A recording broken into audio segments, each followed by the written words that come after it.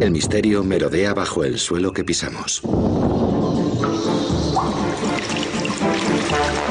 Enterrado en las profundidades de la Tierra se halla el mundo secreto de los mineros de la antigüedad. Perdidas y olvidadas durante siglos, ahora las historias reales de estos inventos extraordinarios están saliendo a la luz. ¿Cómo se las arregló el emperador Augusto para crear una montaña de desperdicios con una marea subterránea? ¿Podría una gema mítica haber guiado a los vikingos a América? ¿Quién inventó un dispositivo de radar subterráneo y lo usó para atacar a sus enemigos con una superarma que actuaba bajo tierra hecha de plumas de pollo?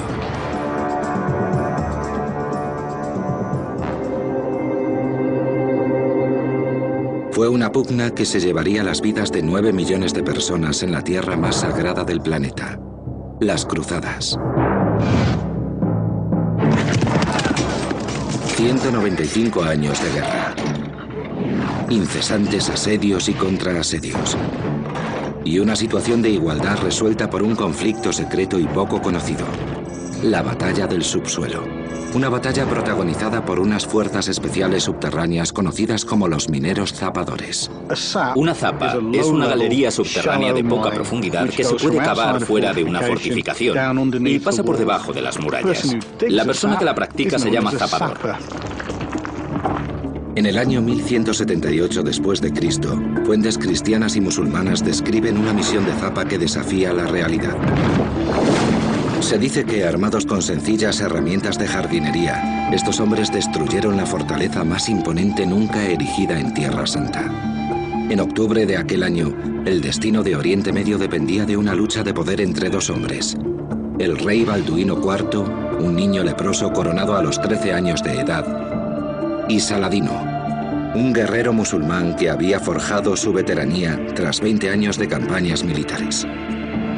Saladino era el comandante, uno de los líderes guerreros más importantes que ha habido en el mundo islámico. Por el contrario, Balduino, que estaba al mando de los cruzados, era poco más que un niño. Su puesto se debía a su estatus y a su nacimiento más que a su capacidad real de mando. Contra todo pronóstico, Balduino venció a Saladino en la batalla del Monte Guisar.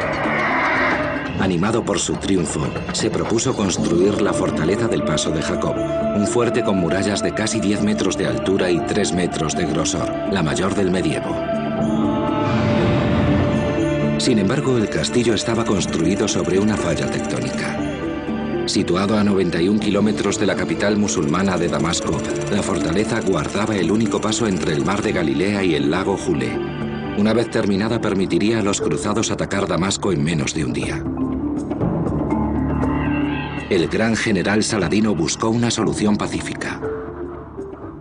Cuando se entera de que van a construir una fortaleza, se acerca y presencia por sí mismo lo que sucede. Entonces decide hacer un gran esfuerzo para intentar evitar el conflicto. Lo que hace es enviar un mensajero a Balduino en el que le ofrece pagar 60.000 dinares a cambio de que el rey cristiano paralice los trabajos de construcción y evacúe a sus tropas a Jerusalén. Como Balduino rechazó la oferta, Saladino empleó el dinero para preparar a sus tropas para el combate. Entre las ruinas esparcidas del fuerte de Balduino, 800 años después, la arqueóloga Kate Raphael ha excavado las pruebas del plan de batalla de Saladino. Cuando Saladino asentó su campamento, llevó con él unas máquinas de asedio, pero al darse cuenta del grosor de los muros y de lo bien construidos que estaban, más que bombardearlo con sus ingenios, cava un túnel por debajo. El sábado 24 de agosto de 1179, Balduino estaba a 150 kilómetros con una fuerza de 4.000 soldados bien curtidos. El tiempo lo era todo. Saladino tenía que destruir el fuerte rápido, pues de otra forma se vería superado por el ejército de los cruzados. Ahora estamos en la cara este de la fortaleza. Saladino pone a trabajar a sus zapadores y despliega sus tropas. Coloca a sus mejores arqueros en esta ladera.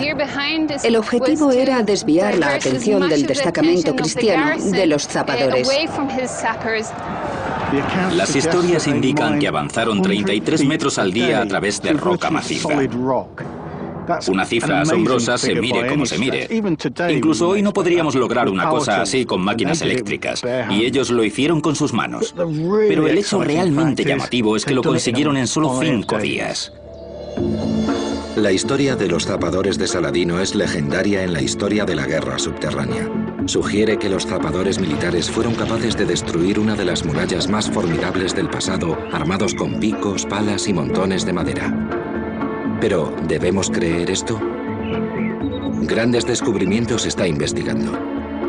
John Naylor es arqueólogo y también fue ingeniero militar. Ahora se dispone a practicar una galería subterránea por debajo de una muralla, igual que lo hicieron los hombres de Saladino hace 800 años. Está usando las mismas herramientas y equipamiento que describen las fuentes originales. Él y Rob, su hijo, ingeniero del ejército británico, comienzan a cavar el túnel. Para hacer esto nos hemos basado en el manual de fortificaciones del ejército británico, que dice que un hombre puede retirar medio metro cúbico de tierra a la hora. Después de 3 días, estos dos ingenieros militares modernos han practicado un túnel de 5 metros de longitud y unos 60 de profundidad. No estamos seguros de las dimensiones del túnel de Saladino. Este es bastante pequeño. Es de casi 1,5 metros por 70 centímetros, lo que significa que en 2 horas hemos avanzado unos 90 centímetros. Pero esto no consiste solo en cavar, sino que también hay que sacar la tierra del túnel y amontonarla fuera, lo que nos ha costado casi el mismo trabajo. No es solo cavar. Aquellos hombres avanzarían cerca de 30 metros al día. Eso equivale a 60 horas. Así que siempre debió de haber 2 o 3 o incluso 4 hombres trabajando al mismo tiempo. Ahora John está llenando el final del túnel con materiales combustibles. Estamos al final del túnel. Hemos excavado una cavidad, un gran agujero para que la muralla que se encuentra fuera, sobre mí, caiga dentro de él. Estamos llenando el hoyo con madera y luego añadiremos buenas cantidades de grasa y aceite para conseguir una buena bomba incendiaria. La muralla se sostiene por medio de puntales y un armazón de sustentación. Lo que hemos hecho nosotros es construir otro para que a mitad del túnel haya un travesaño y que la sustentación se sitúe sobre él. En teoría, cuando el travesaño caiga, se desmorone, la muralla y su sustentación también caerán. Esta es la teoría. Ahora vamos a ponerla a prueba. En tiempos de Saladino, los zapadores tenían 60 toneladas de tierra y piedra sobre ellos. Tenían que calcular a la perfección el momento en que la muralla caería. En el amanecer del jueves 29 de agosto, el fuego se encendió en la fortaleza de Jacob. La caballería se acercaba veloz. Las fuerzas de Saladino solo tenían 112 horas para derribar una de las mayores murallas de la antigüedad. Allá vamos. Este es el momento de la verdad. Vamos a incendiar el túnel y veremos si podemos acabar con la muralla.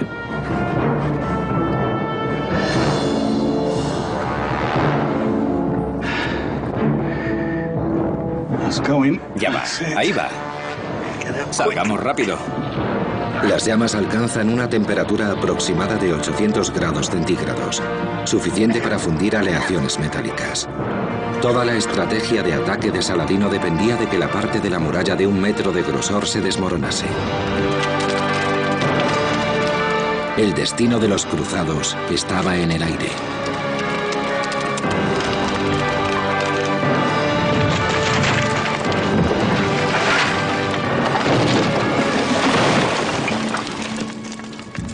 Impresionante. La muralla ha caído. Desapareció. El túnel la ha derrumbado completamente. Ha sido un gran experimento. Me ha permitido hacerme a la idea de cómo era la vida de un zapador medieval. Dicho esto, nadie intentó matarme mientras estaba abriendo esta mina. Si un par de nosotros pudo hacer esto, imagínate lo que Saladino podría conseguir con un ejército de miles de hombres. Los relatos originales describen este mismo momento hace 800 años.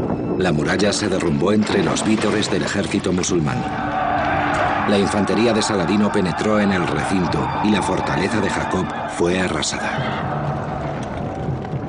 Pero incluso el incendio subterráneo de Saladino se queda pequeño en comparación con una nueva forma de explosión bajo tierra. Un invento que transformó un arma mortal de batalla en un ingenio minero capaz de abrirse paso a través de una de las rocas más duras de la Tierra.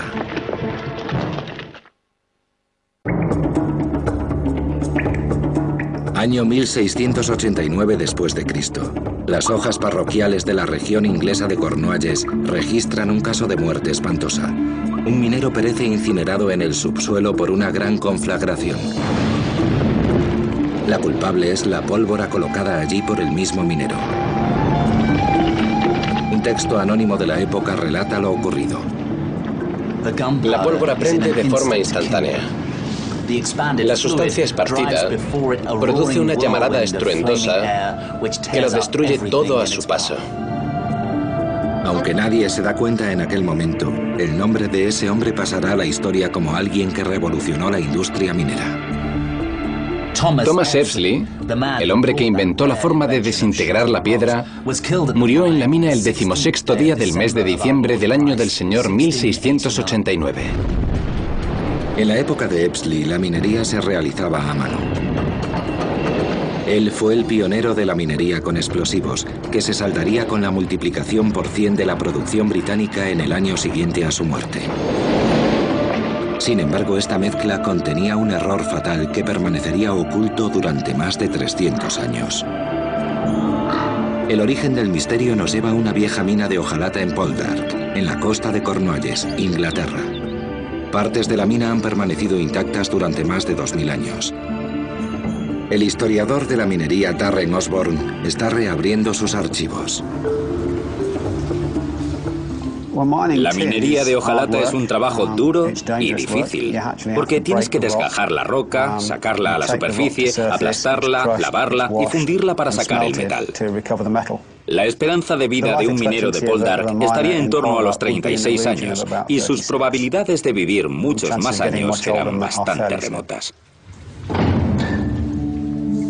Los mineros de Poldark se enfrentaban a un desafío aparentemente imposible: romper el granito, la roca más dura del mundo, con tan solo un pico minero. El pico minero se remonta al menos a 2000 años. Usando el pico minero, uno puede avanzar entre 2,5 centímetros y 7 centímetros y medio al día. Un trabajo monumental para un avance tan lento. Los mineros solo abrían 10 metros de túnel al año. A la lentitud había que sumar el hecho de que las velas podían apagarse en cualquier momento. Si la luz de la vela se va, quedas completamente a oscuras. No se ve nada, ni siquiera como durante la noche, cuando se pueden ver unas cuantas estrellas y la forma del terreno. Aquí la oscuridad es completa. Ni siquiera se ve una mano que tengas delante de la cara. Puedes pasarte horas caminando en busca de la salida de la mina en condiciones aterradoras hasta que consigas salir. En estas circunstancias elementales apareció Thomas Epsley, un hombre cuyos inventos convertirían a Inglaterra en el taller del mundo. Epsley buscará la forma de llevar el terrorífico poder de la pólvora usada en el Renacimiento a las minas. La pólvora convierte la mina en una enorme pieza de artillería que descarga su furia con una explosión de espesas nubes de polvo, piedra y madera. Pero Epsley se enfrentaba a un problema mortal: ¿cómo convertir este dispositivo bélico mortífero en un material capaz de despedazar granito macizo? Fuera de los círculos mineros, Thomas Epsley no es un personaje muy conocido, pero si nos fijamos en lo que hizo, fue muy importante. Introdujo el polvo negro, la pólvora, en la minería de Cornualles. Para minar con pólvora de forma segura, Epsley necesitaba idear un método que retrasase la explosión. Su solución consistió en transformar plumas de ganso en un detonador de retardo. El principal material usado para la mecha era el cálamo de las plumas de ganso. Unían una serie de ellos y luego llenaban el cilindro de pólvora. Prendían un extremo y el fuego avanzaba a un ritmo bastante irregular. Con suerte tendrían tiempo suficiente para apartarse.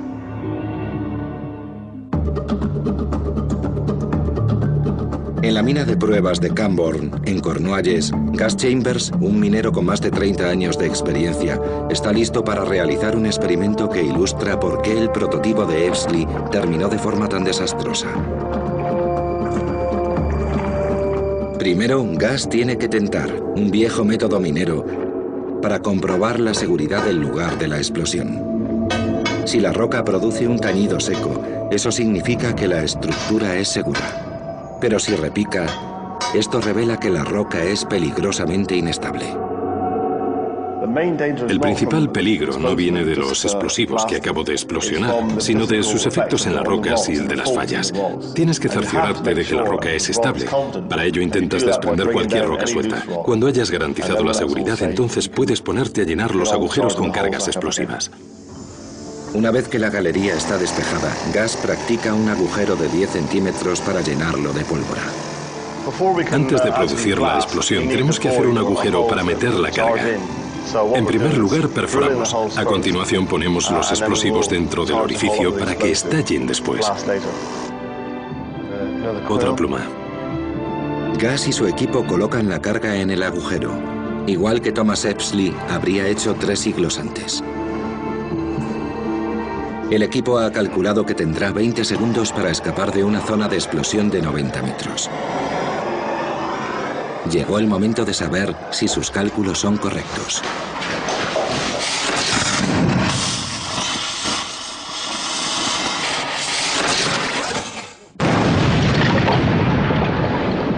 A 200 fotogramas por segundo, observamos cómo la pólvora estalla a temperaturas que rebasan los 2760 grados. El granito se hace trizas, el equivalente a 6 días de trabajo con el pico en tan solo media hora. Teníamos una mecha de cálamo de unos 33 centímetros porque para esta explosión usamos explosivos de alto poder detonante, muy eficaces para lanzar las rocas volando. Pero el experimento también proporciona pistas intrigantes sobre la misteriosa muerte de Thomas Epsley. Las mechas hechas de cálamo de pluma de ganso prenden a un ritmo irregular, lo que significa que habría sido imposible calcular con precisión el tiempo de retardo. El conocimiento de la pólvora que tenían en aquellos tiempos era bastante limitado. No era infrecuente que personas consideradas expertas terminasen siendo sorprendidas por la explosión.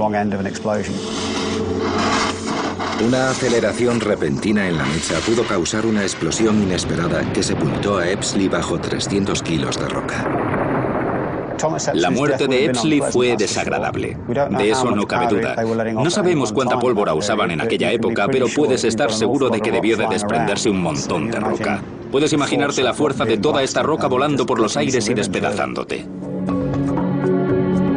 Pero, ¿cómo se las arreglaron los antiguos para extraer un mineral tan precioso que pudo haber apuntalado el descubrimiento de un continente? Grandes descubrimientos desenterrará las pruebas de un cristal que podría haber guiado a los vikingos a América.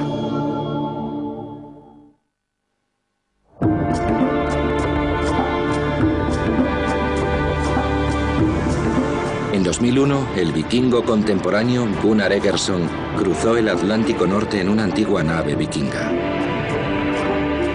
Arribó a la costa oriental de América y fue recibido por una fanfarria de la prensa internacional. Había conseguido replicar un viaje llevado a cabo por un vikingo llamado Leif Erikson 1000 años antes. Las sagas cuentan que Leif Erikson fue la primera persona que descubrió América del Norte 500 años antes que Colón. Si estas historias son correctas, Leif Erikson viajó 2000 kilómetros en alta mar a través de aguas llenas de icebergs. Su travesía es un gran misterio. ¿Cómo navegaban los vikingos? La respuesta se podría hallar en una roca de 10 millones de años llamada piedra solar que los vikingos extraían.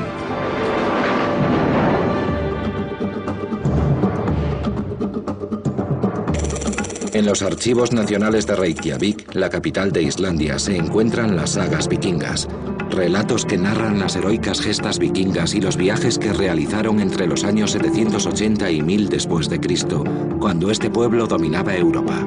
Sabemos que los vikingos se valían de la piedra solar para surcar los mares, pero ¿cómo se las arreglaban en días nublados cuando el sol está oscurecido?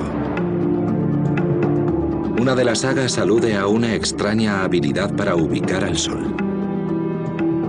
En la historia de la batalla de San Olaf en Noruega, se dice que el santo pudo hallar la ubicación del sol en un día nublado. Esto suscita muchas preguntas acerca de si podríamos considerar este hecho como algo milagroso, o si Olaf poseía algún tipo de piedra u otro medio que le permitió hallar la posición del sol en un día nublado. Se cree que la piedra solar o espato de Islandia fue creada bajo tierra por una de las mayores fuerzas naturales del mundo: los volcanes. En Islandia, un país algo mayor que Castilla y León, se ha producido en los últimos 500 años un tercio de las emisiones de lava de todo el planeta. Se cree que fueron estas circunstancias únicas las que originaron el legendario cristal de calcita. Los cristales de espato de Islandia se encuentran justo en este lugar. Se depositaron hace unos 10 millones de años en un volcán central alrededor del cual las aguas geotermales circularon durante más o menos 1 millón de años. Cuando el magma se enfría, a través de millones de años se forman bolsas de aire y agua que después son aplastadas y crean los cristales de calcita o espato de Islandia. Cuando el tiempo y los elementos configuraron la roca, los vikingos la descubrieron en una cantera. Pero, ¿cómo puede un cristal resolver el misterio milenario de los vikingos y sus viajes extraordinarios? El prestigioso científico Leo Christianson está examinando la piedra. El cristal parte la luz en 2 rayos. El primero es una refracción común. Y el otro hace cosas raras, como rotar con el cristal, lo que llamamos refracción extraordinaria. Los rayos ordinarios y extraordinarios que surgen del cristal revelan un fenómeno óptico peculiar conocido como doble refracción. Donde esperábamos encontrar una sola imagen, resulta que hay 2.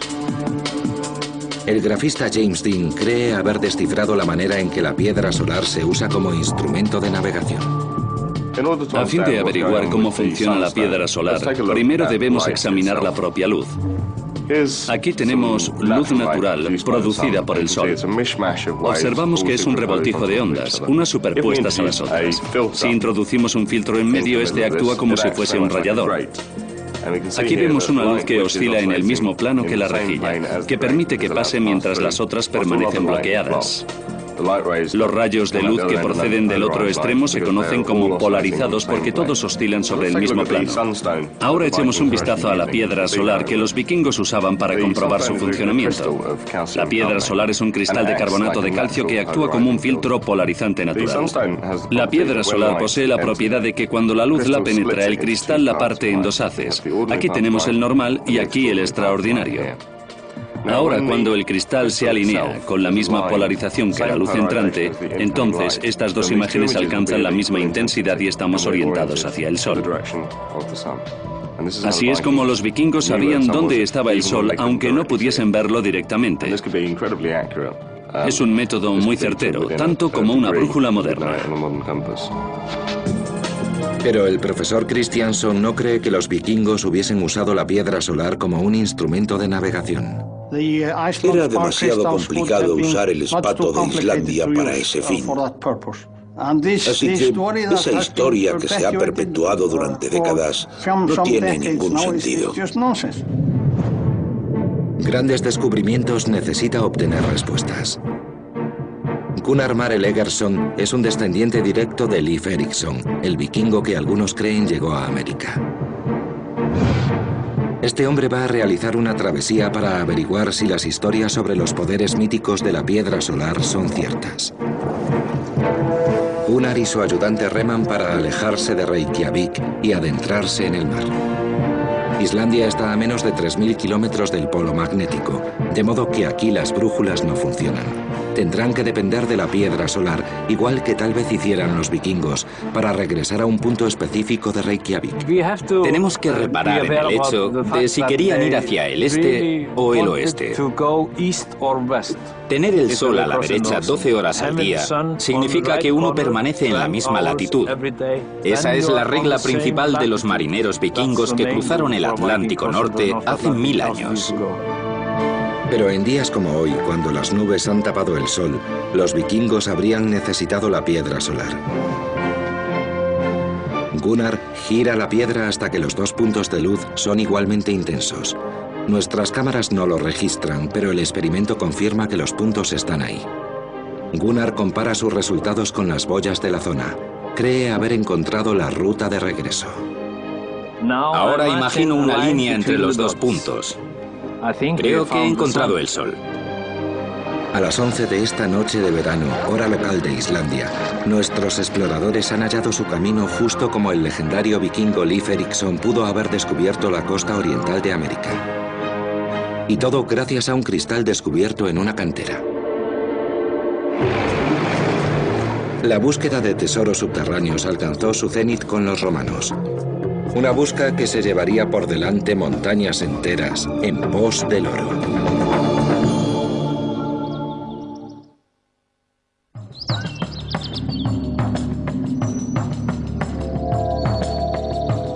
Un paisaje extraño de 19 kilómetros. Enormes abismos excavados en la roca de hasta 120 metros de profundidad. Los indicios señalan que estas estructuras se vieron transformadas de repente hace 2000 años. Pero por qué o quién lo hizo sigue siendo un misterio. Lo que sucedió es mucho más que el trabajo de gigantes. Las grietas hechas en las entrañas de la piedra son tan peligrosas que sería más fácil encontrar purpurina o perlas en el fondo del mar que quebrar estas rocas. Así de peligrosa hemos hecho la Tierra. En el año 77 después de Cristo, el historiador Plinio escribió sobre un lugar llamado Las Médulas en el norte de España. Una mina de proporciones nunca antes vistas en el mundo.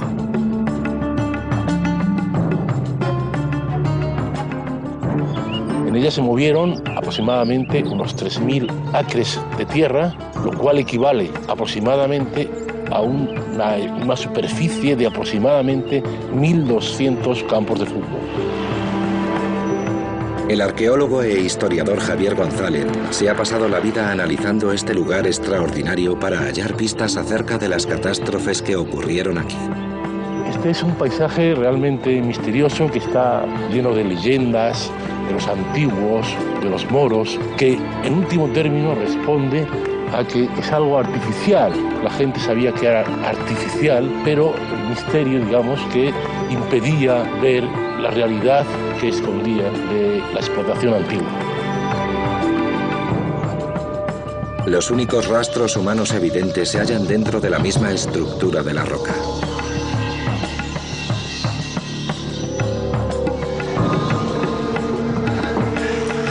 Estas son las marcas que dejaron los mineros romanos al hacer el túnel hace prácticamente 20 siglos.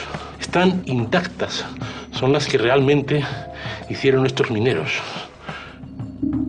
Hoy solo queda una minúscula fracción de los túneles. Parece ser que los otros fueron barridos en el primer siglo de nuestra era por una fuerza mucho mayor de la que podrían haber reunido los hombres armados con sus picos.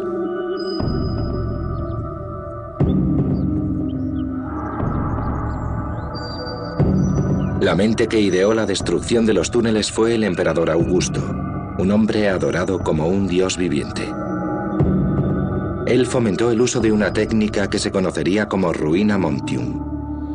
La ruina montium significa literalmente el derrumbe de los montes, la destrucción de los montes para conseguir el oro. Lo que hoy nos asombra debió de ser sobrecogedor para los que vivieron en la época del Imperio Romano. Mover montañas, en el sentido literal de la palabra mover, es algo increíble, impresionante. Existe, sin embargo, una parte oscura, la de los cientos de miles de personas que murieron en la mina de oro. A menudo las galerías construidas se venían abajo.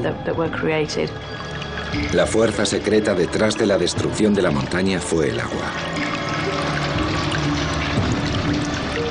Sabemos que los valles y cañones de la Tierra se forman por la erosión que causa el agua de los ríos o de la lluvia, pero esto suele llevar más de 30 millones de años.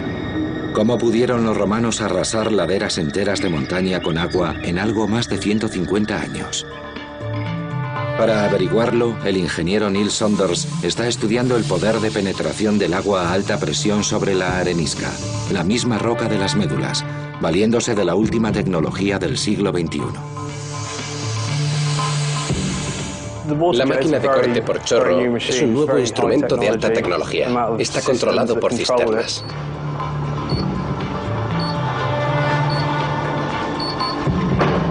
Neil abre el chorro de agua a 1450 kilómetros por hora.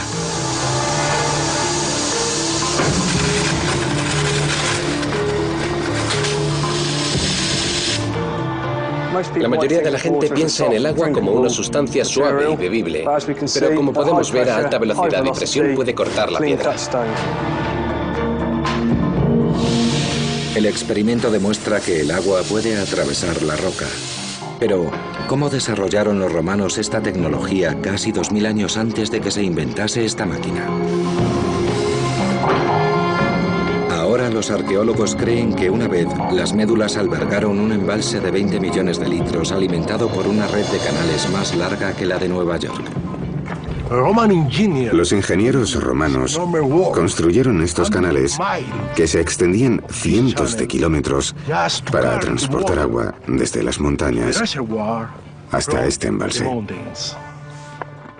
Bajo el embalse se encontraba una red de túneles vacíos construidos sin salida a propósito. En el momento culminante, los romanos abrieron las compuertas que protegían las entradas de los túneles y el agua los inundó. Como no tenía lugar donde ir, la presión del agua fue aumentando hasta que la ladera de la montaña explotó. El uso del agua como fuerza para explotar toda la mina es uno de los grandes secretos de la tecnología romana. Han conseguido utilizar ese agua a través de los depósitos y los canales para darle una fuerza suficiente que permitiese abatir hasta más de 100 metros de profundidad toda la masa aurífera. La tierra, la roca y los depósitos de oro eran reunidos y después tamizados en grandes zanjas revestidas de madera situadas en la falda de la montaña. En algo más de 160 años, los romanos retiraron 2.500 toneladas de materiales, el peso equivalente a 10 estatuas de la libertad. A partir de los datos de la localización de la mina, el grafista científico James Dean está ejecutando una simulación de la ruina Montium. Aquí tenemos nuestra simulación de la red de túneles de las médulas. Este es el panorama. Si lo vemos con rayos X, podemos observar una red de túneles creados al retirar aproximadamente 520.000 metros cúbicos de material. Y es muy sinuoso e intrincado, con giros y curvas, que ayudan a crear puntos de alta presión cuando vertemos el agua. Aquí tenemos un embalse que contiene alrededor de 20.000 metros cúbicos de agua. Vamos a vaciarlo y dejarlo caer a una distancia de 180 metros. Pongamos en marcha la simulación. Podemos ver que el agua comienza a fluir y aquí medimos la energía liberada. Cuando llega a una esquina podemos comprobar la cantidad de presión que se genera. Esta presión desgarra la roca. Si volvemos al plano largo, vemos que el entorno ha sido completamente devastado. En nuestra simulación, la energía creada es de unos 360 millones de julios, el equivalente a unas 90 toneladas de TNT. Pero las máquinas mineras romanas iban incluso más allá del traslado de montañas. También usaron mineros zapadores para colocar bombas bajo los muros griegos, esto es, hasta que los griegos los localizaron con su propia versión del radar y después los sometieron a una aterradora arma química.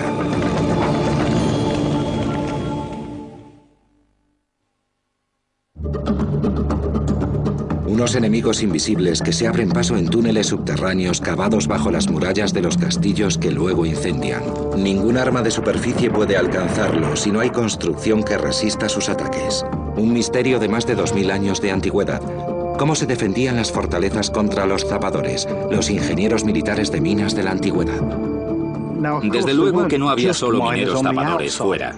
sino también dentro de las fortalezas. Se dedicaban a crear lo que llamamos contrazapas. El problema es encontrarlos. ¿Crearon los antiguos un sistema primitivo de radar subterráneo? Oculto en los textos escritos por el historiador romano Polibio se halla la misteriosa descripción de un sistema de detección parecido al sonar. En el año 189 después de Cristo, el general romano Marco Flavio Nobilior se propuso destruir la ciudad griega de Ambracia. Ambracia tiene unas defensas naturales muy buenas. Está rodeada de agua y también de colinas y montañas. Pero a pesar de esto, los romanos decidieron que la tomarían. Ambracia estaba sitiada por 2 legiones romanas que contabilizaban un total de 8.000 hombres. Las catapultas lanzaban tormentas de proyectiles de 1 metro de longitud. Las torres de asedio de 5 pisos se alzaban hasta el cielo. Sin embargo, la ciudad no cayó. Cuando los romanos destacaron a sus zapadores, los griegos recurrieron a sus ingenieros militares en busca de la salvación. Lo que necesitaban imperiosamente era algún tipo de dispositivo o de mecanismo que les ayudara a encontrar los túneles romanos por medio de algún aparato de audición. Ahora sabemos que los griegos eran muy buenos en acústica. Sabemos que había teatros y estadios enormes en los que cada uno de los espectadores podía oír a los actores ubicados en el centro. Lograron esto usando y manipulando con inteligencia las leyes de la acústica. Dentro de la ciudad griega, sus jefes tenían que transformar su destreza acústica en una nueva forma de vigilancia militar. Los líderes de la ciudad sitiada se pusieron a trabajar con ahínco para cavar una trinchera dentro de la muralla. Después la revistieron con delgadas placas de bronce. Con sus oídos pegados a ellas, pudieron oír el ruido que hacían los zapadores romanos. Cuando ubicaron el lugar que indicaban las vibraciones de las placas metálicas, comenzaron a cavar. ¿Pero podemos dar crédito a un relato tan pasmoso? Nuestro trío de ingeniero militar, zapador y el modelista Richard Winley están estudiando el sistema griego de detección. Es como una forma primitiva de cono de papel que amplifica el sonido. Lo importante es que la vibración pase del muro a la mitad del diafragma, que es este cuenco de fondo delgado de aquí. Y para hacerlo tenemos un poste de sonido, como una pieza de madera hueca. Esto entra en contacto con la muralla y también toca el cuenco en el mismo centro. De esta forma esperamos que cualquier vibración que se produzca en la muralla pase al centro del cuenco, el sonido se amplifica y entonces seremos capaces de oírlo. Para comprobar la verdad del relato de Polibio, Richard debe empezar probando por medio de la tecnología moderna la manera en que el sonido viaja por debajo de la tierra. Lo que en realidad intentamos es hacernos una idea cualitativa de la calidad de la vibración sónica a través del subsuelo. Bien, Jens, aquí está el sensor, los sensores de superficie. Por favor, colócalos en posición y yo prepararé la carga. Entendido. Richard está preparando la detonación de una explosión subterránea. Los explosivos están situados a 45 centímetros bajo tierra para eliminar cualquier sonido del ambiente. La ayudante de Richard coloca unos detectores subsónicos de vibraciones a intervalos de 2,5 metros del lugar de la explosión para analizar cómo la intensidad de la señal sonora cambia con la distancia de la explosión. Lo que queremos lograr cuando explosionemos la carga es medir el aumento en los niveles vibratorios. Esto será como el pulso de la explosión. Después podemos volver y ver la diferencia entre el nivel en la superficie o en el ambiente y el nivel de la carga. Si la vibración de la explosión sónica permanece constante a lo largo de 15 metros, entonces el sonido habrá viajado por el subsuelo justo como lo describen las antiguas fuentes griegas.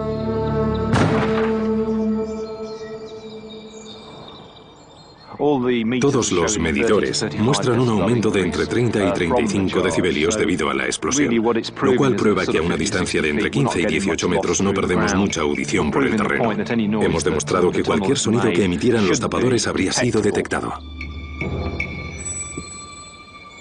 Regresamos al muro de pruebas de grandes descubrimientos, donde Richard está utilizando el detector de sonidos bajo tierra en condiciones reales. 3 metros bajo el muro, el ingeniero militar John Naylor y su hijo están excavando un túnel. Puedes imaginarte la tensión que sentían al cavar, temerosos de que cualquier pequeño ruido revelara su posición al enemigo que estaba encima.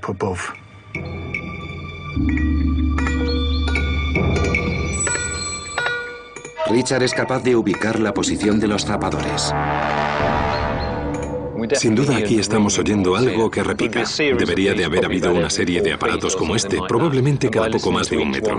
Escuchaban en turnos y al final eran capaces de localizar el origen del sonido. Ahora los zapadores que están dentro de la ciudad sitiada, si averiguan dónde está la zapa, pueden hacer un hoyo y comenzar a llenarlo de objetos terribles. Entre las técnicas antizapadores figuraba la inundación de los túneles con agua o abejas furiosas. Pero para salvar su ciudad, los ambracianos necesitaban algo aún más terrible, una antigua forma de arma química. Entonces hicieron algo muy inteligente.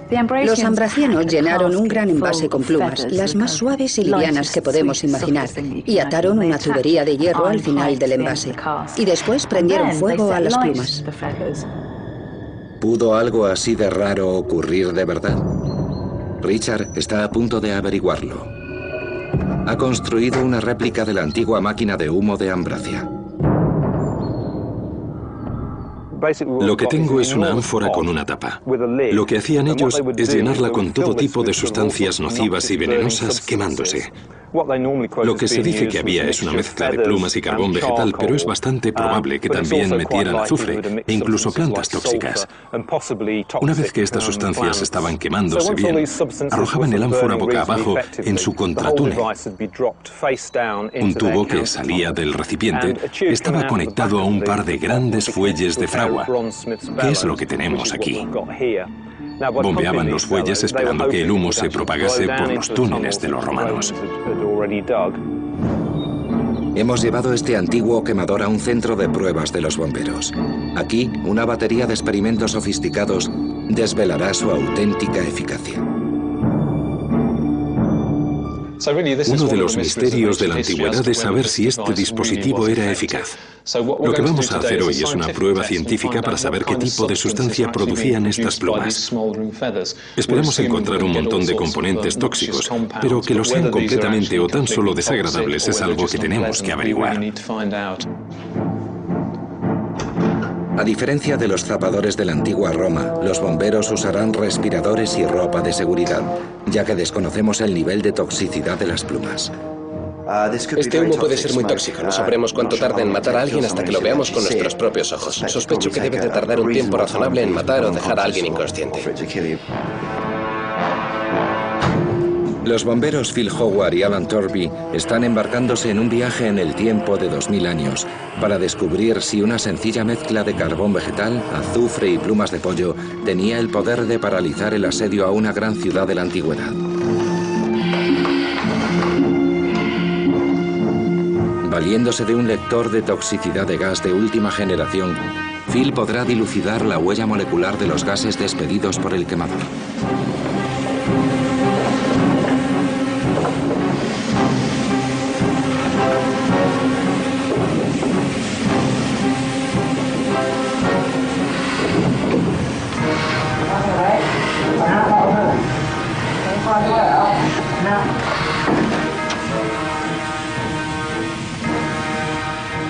Al principio, hasta que usamos los fuelles, el resultado no fue impresionante, pero tan pronto como comenzamos a utilizar los fuelles, la visibilidad se fue perdiendo rápidamente. Era difícil salir, tuvimos que tentar las paredes para encontrar la salida. Era imposible ver una mano colocada frente a tu vista. Fue muy impresionante y eficaz. Ahora deben analizar las lecturas para saber si las descripciones antiguas de Polibio son correctas. Las concentraciones registradas por el medidor son altamente sorprendentes. Esperaba encontrar monóxido y dióxido de carbono, productos normales que se originan en cualquier combustión, pero no me esperaba la alta concentración de amoníaco. Los niveles registrados dejarían a alguien sin respiración en cuestión de segundos. El amoníaco letal es el producto de las cadenas de proteínas existentes en las plumas de pollo. Una concentración alta de este producto puede causar encefalopatía, una enfermedad del cerebro que causa la muerte. Ambracia cayó 3 meses después. Pero los romanos quedaron tan impresionados por los inventos griegos que los habitantes de la ciudad salvaron sus vidas. La verdadera magnitud de los inventos subterráneos de la antigüedad es algo perdido que nunca sabremos. Pero las pistas que quedan, obtenidas en laderas montañosas devastadas y cristales supernaturales, nos ayudan a desentrañar el extraordinario mundo de la tecnología del subsuelo. Cada automóvil, cada construcción y obra de ingeniería actual se basa en el intrépido viaje rumbo al descubrimiento que se inició con los primeros mineros de la historia.